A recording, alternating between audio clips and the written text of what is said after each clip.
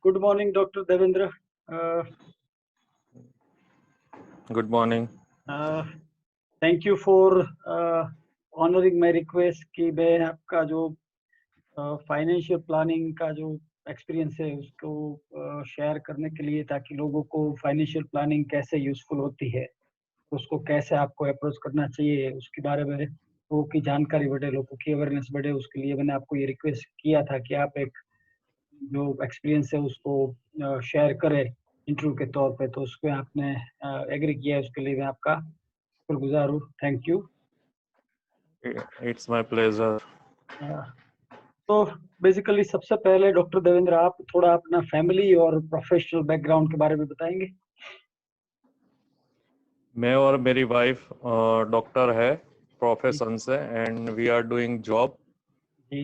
And my parents and mother is housewife and okay parents retired okay and one brother and one sister okay and we are basically belong to middle class family.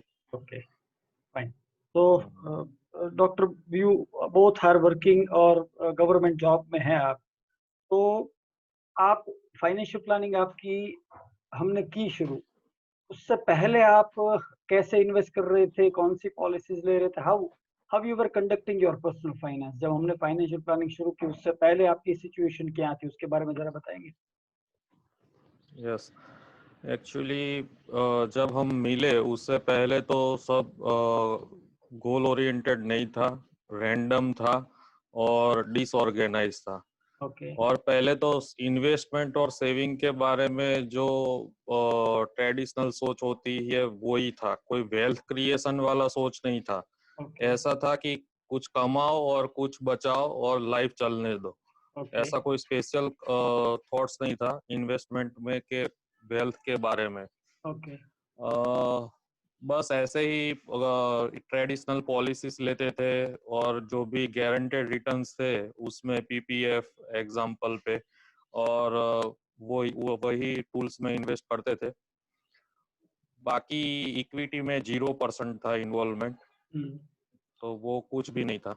और after at the age of 30 कुछ ऐसे saving start हुआ, okay otherwise up to 30 no saving, no much investment, ऐसा status था okay, fine. तो before we आपको, met. Okay, very good. तो मतलब आपको कब ये जो सिचुएशन थी, तो नॉर्मली क्या होता है कि मेरी एक्सपीरियंस ये है, जब मैं इस तरीके की ट्रेनिंग वगैरह, इन्वेस्टर अवेयरनेस ट्रेनिंग कंडक्ट करता हूँ और इन्वेस्टर के साथ इंटरेक्ट करता हूँ, तो नॉर्मली वो एक कंफर्ट जोन होता है। लोगों को ये लगता है कि नहीं, हम चीजें तो कर रहे हैं, कुछ ना कुछ तो सेविंग कर रहे हैं, कुछ ना कुछ तो इन्वेस्ट कर रहे हैं, पीएपीएफ में डाल रहे हैं, इंश्योरेंस तो ले रखा है।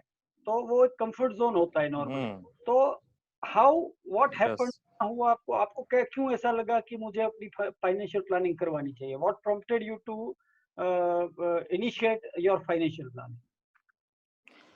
बेसिकली उसमें ऐसा था कि जब से मुझे ऐसे कॉन्शियस हुआ इस मैटर में, हम्म तब से जब भी फ्रेंड्स के साथ डिस्कशन होता था और वो सब होता था, तब मैं सर्चिंग में था कि कुछ अब कुछ करना पड़ेगा। बेसिकली क्या होता था, आफ्टर जो भी कुछ बैंक बैलेंस होने लगा, हम्म बाद में क्या होता था कि कोई भी आए, कोई भी कंपनी से आए, कोई भी रिलेशन में आए और वो फिर कुछ प्लान प्रेजेंट करता है, फिर उसमें कुछ डेप्थ है कि नहीं है, बैलेंस है तो चलो ले लिया, without goal oriented, without studying, without analysing whether it is fit for me, और कुछ एनालाइज किए बिना ऐसा हो जाता था।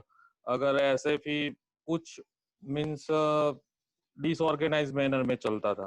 ओके और बेसिकली ये जो सर्चिंग का प्रोसेस था, उसमें एक बात मुझे ध्यान में आई कि जो भी मार्केट में है उनके पास जो भी हमको प्रेजेंट करने आते हैं वो किसी एक प्रोडक्ट के साथ जुड़े हुए होते हैं।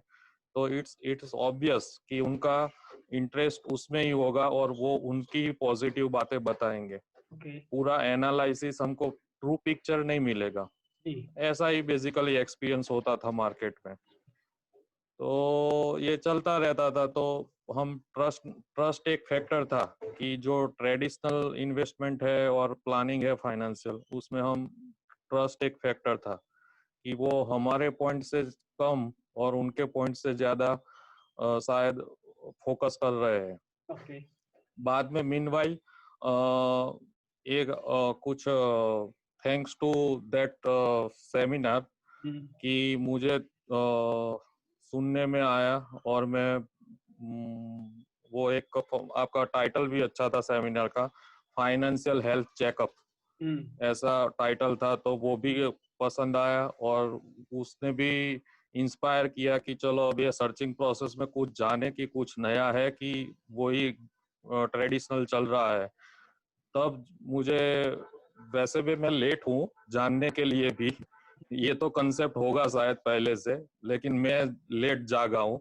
तो तब मुझे एक पता चला कि ऐसा भी कोई कंसेप्ट है कि जो इन्वेस्टर फ्रेंडली होता है और उनके पास पूरे कोई प्रोडक्ट से टाई अप नहीं होते हैं और वो पूरा इन्वेस्टर फ्रेंडली डिसीजन पूरा न्यूट्रली एनालाइज करके बाद में सजेस्ट और इन्वेस्टर फ्रेंडली डिसीजन में हेल्प करते हैं और लेते हैं। ओके। तो ये starting initiating and fortunate point था। ओके, तो मतलब आपको ऐसा लग रहा था कि आपको थोड़ा सा कंसर्न था कि जो प्रोडक्ट बेचने आते हैं वो आपकी केयर कम करते हैं और अपने प्रोडक्ट बेचने में इंटरेस्ट ज्यादा था, तो you were looking for something कि जो आपके लिए स्पेसिफिकली आपके लिए क्या सूटेबल है और आपको वो कैसे हेल्प करेगा, उस तरीके की कोई गाइडलाइन दे। उसी दौरान आपने मेरा सेशन अटेंड किया और फिर हमने आपका हाँ, फाइनेंशियल हेल्थ चेकअप किया, देन यू रियलाइज कि this is what you were looking for, और फिर बाद में आपने we started working on your financial planning, right? yes, definitely. Okay. And in that limited choice is the difficulty, limited choice only. And they जो भी persons है वो हमारे बारे में कम जानते हैं और उनके ऑब्जेक्टिव में ज्यादा क्लियर रहते हैं, वो एक तो उनकी, हाँ, पॉइंट तो रहता है उनका उसमें। इंटरेस्ट ये होता है कि प्रोडक्ट बेचो, डॉक्टर देवेंद्र को ये प्रोडक्ट चाहिए, उसके लिए ये यूजफुल है या उनको कुछ हेल्प करेगी या नहीं, हम्म। वो उनकी फोकस नहीं थी। उनकी फोकस ये थी कि प्रोडक्ट अच्छी है, आप प्रोडक्ट खरीदो, राइट? तो वो आपको एक कंसर्न हम्म। था, that's why you entered into your financial planning process. तो हमने और आप उनके पास जी, यस, उनके पास मेरा डिटेल डेटा भी नहीं है ओके, कि वो जान सके, राइट। वो तो भी वो एक उतना उतना फैक्टर है। वो उतना पेन ही नहीं लेते कि आपसे डिटेल में जाके फिर समझे और फिर आपको प्रोडक्ट सुटेबल करे, हम्म। क्योंकि उनकी प्राइमरी मोटिव यस, वही होती है कि यस, प्रोडक्ट को कैसे पुश किया जाए, राइट? तो यस। आपकी, हमने जब आपका फाइनेंशियल प्लानिंग प्रोसेस शुरू किया, तो we went through a step by step process. मैं आपको थोड़ा सा वो रिपीट भी कर देता हूँ सो दैट आप उसको मेरी क्वेश्चन का आंसर कर पाए। We did your financial health checkup and हमने आपकी जो गैप थी फाइनेंशियल प्लानिंग की वो आइडेंटिफाई की। फिर उसके बाद हमने आपकी फाइनेंशियल गोल सेटिंग तय की कि फ्यूचर में आप क्या अचीव करना चाहते हैं फाइनेंशियली, उसकी क्या वैल्यू रहेगी वो हमने तय किया, मतलब आपकी गोल्स क्लैरिटी भी आई। फिर हमने आपकी रिस्क प्रोफाइलिंग भी की और उसकी उसी रिस्क प्रोफाइलिंग और आपकी रिस्क नीड के बेस पर हमने आपकी इन्वेस्टमेंट पॉलिसी और एसेट एलोकेशन तय किया कि कितना प्रतिशत आपका फिक्स रिटर्न में जाएगा, कितना प्रतिशत आपका ग्रोथ एसेट में जाएगा, मतलब इक्विटी में जाएगा। और फिर उसी के बेस में हमने आपकी फाइनेंशियल प्लानिंग की और बाद में जाके हमने प्रोडक्ट सिलेक्ट किया। तो this was the process we went through. तो आप अपनी एक्सपीरियंस जो आप ये प्रोसेस से आप पसार हो चुके, you have gone through this process, तो आप एज एन इन्वेस्टर इस प्रोसेस की बेनिफिट आपको क्या रियलाइज हुई? आपको क्या इससे आपको ऐसा लगा कि आप कॉन्फिडेंट फील हुए? क्या क्या what was your experience passing through this financial planning process, वो आप शेयर करें। ओके, प्रोसेस तो एज सच आपने ब्रीफली बहुत अच्छी तरह से स्टेप्स बता ही दिए है। मैं मेरा एक्सपीरियंस शेयर कर देता हूँ ब्रीफली कि पहले तो मुझे जो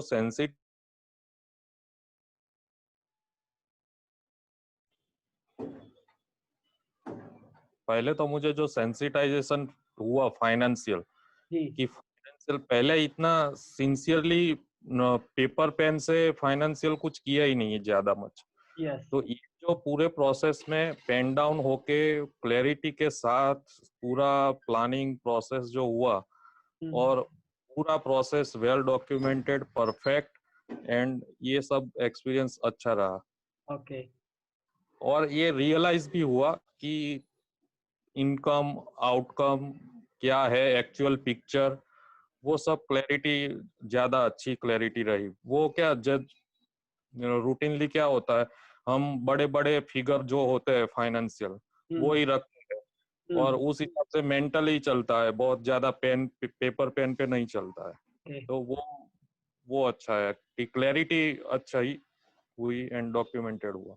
ओके फाइन, तो उसका मतलब ये हुआ कि क्लैरिटी होने की वजह से आपको अभी you would be more confident about your financial future. Yes. ठीक है। और क्या प्रोसेस के बाद, मतलब आपको ये लगा नॉर्मली हमारी जो एटलीस्ट जी ये है कि हम राइट डायरेक्शन में है। Okay, so you are on the right path, वो आपको कॉन्फिडेंस आ गया कि आई हाँ, एम ऑन वो the right path, confident right? है। यस।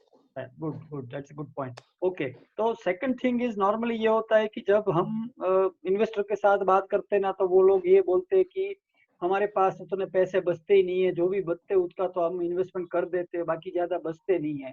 तो जब मैं फाइनेंशियल प्लानिंग करता हूँ, जैसे मैंने आपकी भी की थी, तो आपको भी पता है कि आप पहले जितना सेविंग कर रहे थे, वो सेविंग और अभी आप जितना सेविंग कर रहे हैं, दोनों में बहुत बड़ी अंतर है।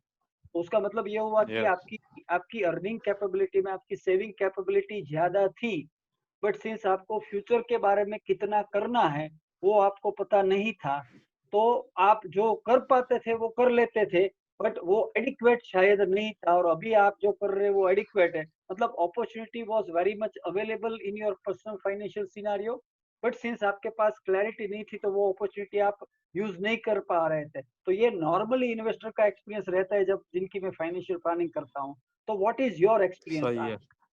आपकी क्या एक्सपीरियंस रही है उसके बारे में? सही है, मैं ओके टोटली एग्री करता हूँ। फाइन, तो विच मीन्स आपकी भी यही एक्सपीरियंस रही कि पहले आपने जो आप सेविंग करते थे वो एडिक्वेट नहीं थी, हालांकि पॉसिबल था, बट आपने प्लान नहीं बनाया यस। थी तो आपकी पॉसिबिलिटी ज्यादा कम हुई, राइट? तो जैसे यस। आपको भी ऐसा लगा होगा फाइनेंशियल प्लानिंग करने के टाइम पे भी, मेरे पास पैसे है, मैं तो कर ही रहा हूँ, तो अभी मैं क्या ज्यादा क्या करूँ। आपको जब प्रोसेस के थ्रू हुए तभी आपको पता चला कि पॉसिबिलिटीज आर प्लेंटी, बट आपने प्लान नहीं किया था, उसकी वजह से वो पॉसिबिलिटी, आप उस अपॉर्चुनिटी को आप एक्सप्लॉइट नहीं कर पा रहे थे, राइट?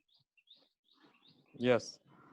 और एक बात की, इसी वजह से जो भी एडिक्वेट होना चाहिए, इसका जो मैं अपॉर्चुनिटी का यूटिलाइज नहीं करता था, इसलिए जो भी फंड था वो गलत डायरेक्शन में, means without goal and that चला प्रोक्योर हो जाता था।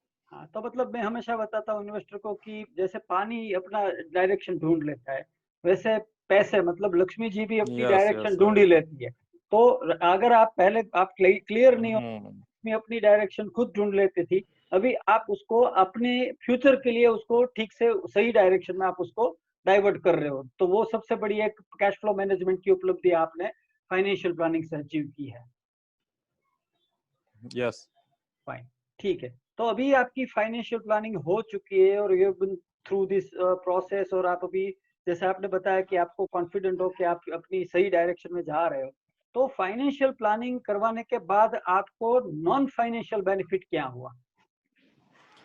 नॉन फाइनेंशियल बेनिफिट में एक तो ये राइट पाथ वाला कॉन्फिडेंस कि ठीक। अभी जो भी हमारा फाइनेंशियल हेल्थ है वो ऑर्गेनाइज है, हम्म। किसी एक्सपर्ट के हैंड में है।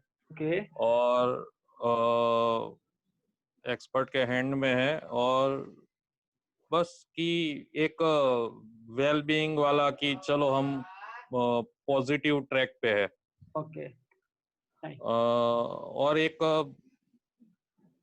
जो भी मीन्स जो अनऑर्गेनाइज जो भी फाइनेंशियल था मैप, हम्म। उसकी वजह से जो भी वरीज रहती है हम्म। कि आगे ये होगा, क्योंकि कुछ प्लान से तो चलते नहीं है, जी।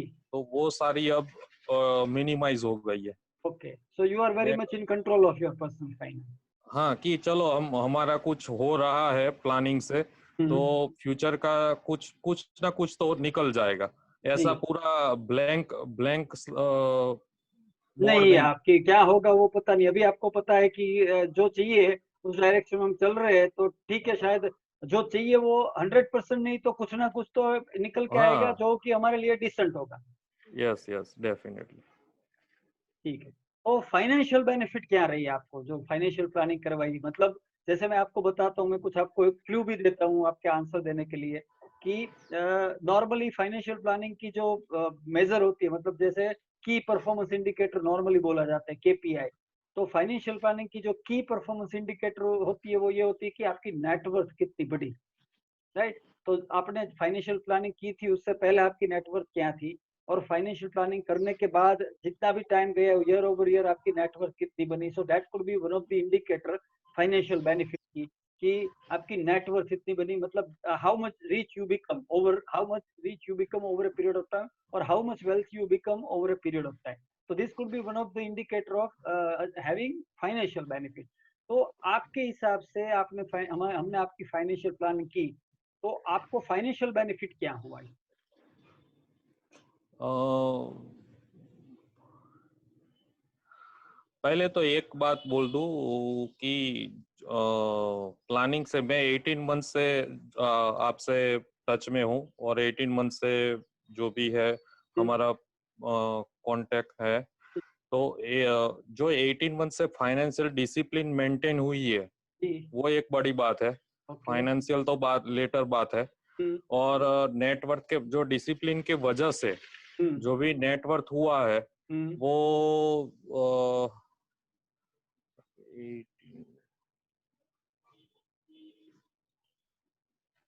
कितना प्रतिशत बढ़ा होगा? 5 to 10% तो है ही। राइट। नहीं, ज्यादा होगा शायद, लेकिन मैं कैलकुलेट ऐसे एग्जैक्टली नहीं कर पा रहा हूँ। क्योंकि अभी जो भी मेरा मंथली था ओके। इनकम इनपुट था, उसका मैं पहले कुछ ऐसा 10-20% कुछ सेविंग था पहले। ओके। अभी मैं 50-60% के कर पा अबाउट रहे हो आप, सेविंग कर रहा हूँ। तो ऑब्वियसली आपका तो नेटवर्थ उसके उस प्रोपोर्शन में बहुत ज्यादा ऑब्वियसली बढ़ा होगा, राइट। तो बहुत अब ज्यादा बड़ा। अभी since you are in the early stages of financial planning, तो आपको एग्जैक्ट नंबर पता नहीं है, बट आपको ये पता है कि आपकी सेविंग हम्म बहुत ही हैंडसम हो रही है, तो नेचुरली आपकी वेल्थ है ओवर पीरियड ऑफ टाइम अच्छी ग्रोथ होगी। हम्म। फाइन, ठीक है, चलिए। और सबसे आखिरी जो सवाल ये है कि आप अपनी एक्सपीरियंस के बेस पे, अगर कोई बंदा सोच रहा है कि मैं फाइनेंशियल प्लानिंग करवाऊं ना करवाऊं, क्या करूं कैसे करूं, कंफ्यूज है, तो उसको आप क्या एडवाइस दोगे?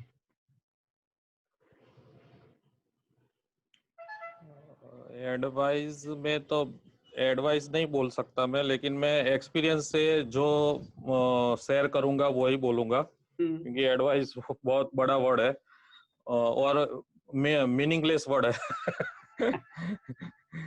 तो एक्सपीरियंस से सर इतना ही बोल सकता हूँ कि मैंने जो गलती की कि मैं at the age of 30 because of so many factors कि जो भी है, तो मैं इतना फाइनेंशियल अवेयर नहीं था। जी। लेकिन अभी जो जनरेशन है, बस पूरे वर्ल्ड में या दुनिया में हम जानते हैं कि घूम फिर के बात पैसों पे ही आती है। जी। तो ये एक बात जरूरी है कि यही शेयर करना चाहूंगा कि हमको अपनी जनरेशन को पहले हमको सेंसिटाइज होना है प्लानिंग के लिए, फाइनेंशियल के मैटर में, और बाद में हमारी नेक्स्ट जनरेशन को भी फाइनेंशियल मैटर प्लानिंग में जो सेंसिटाइज और अवेयर करना है।